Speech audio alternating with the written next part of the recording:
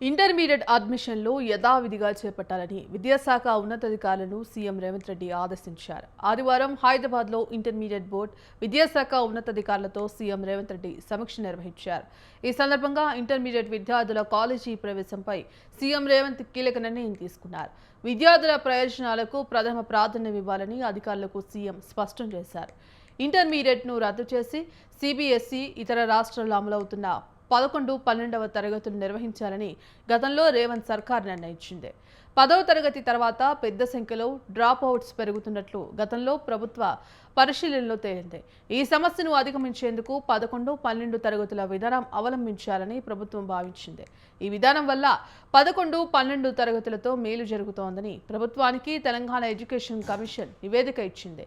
కానీ సాంకేతిక సమస్యలతో పాటు పలు కారణాల వల్ల ఈ నిర్ణయాన్ని ప్రభుత్వం వెనక్కి తీసుకుంది. దీంతో ఇంటర్మీడియట్ విద్యను పాఠశాల విద్యలో విలీనం చేసేందుకు అడ్మిషన్ల ప్రక్రియను అధికారులు నిలిపివేశారు.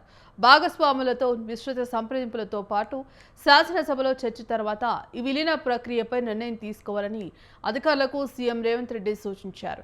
ఈ నేపథ్యంలో ఇంటర్మీడియట్ అడ్మిషన్లు చేపట్టాలని అధికారులు నిర్ణయించారు.